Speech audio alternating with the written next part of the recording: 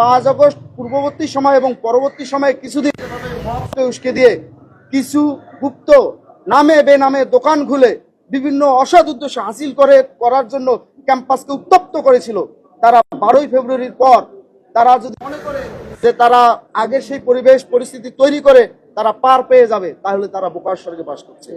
আমরা বলতে চাই যে একটি নতুন ব্যাচ 25-26 সেশন ঢাকা বিশ্ববিদ্যালয়ে প্রথম বর্ষে ভর্তি হয়েছে। আমরা যারা ঢাকা বিশ্ববিদ্যালয় ক্যাম্পাসে পড়ি, এই ক্যাম্পাসের ম্যাক্সিমাম 80% স্টুডেন্ট আমরা গ্রামগঞ্জ থেকে আসি। আমরা আবাসিক সুবিধা বিশ্ববিদ্যালয় প্রশাসনের পক্ষ থেকে যদি পেয়ে থাকি, আমাদের পড়াশোনার বা একাডেমিক যে লাইফ সেটা সুন্দর স্বাচ্ছন্দ্যে পরিচালিত করতে আমাদের উপকার হয়।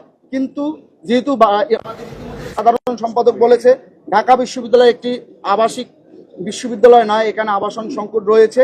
আমরা এই জন্য মাননীয় ভিসি মহোদয় বরাবর আমরা স্মারকলিপি প্রেরণ করছি।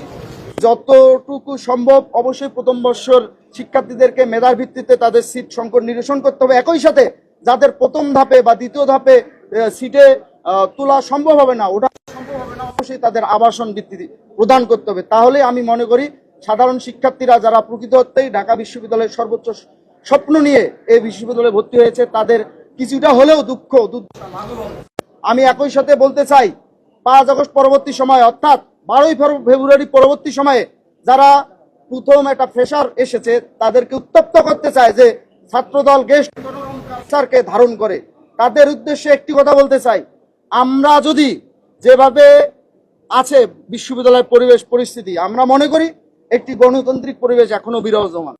আপনারা যদি এই গণতান্ত্রিক পরিবেশকে অসৎ উদ্দেশ্য হাসিল করার জন্য, আপনাদের অসৎ আদর্শিক চর্চা করার জন্য যদি আপনারা সবসময় এইরকম ঘেউ ঘেউ করতে থাকেন, তাহলে কিন্তু আমরা আসলেই মুখ বুজে সহ্য করতে পারবো।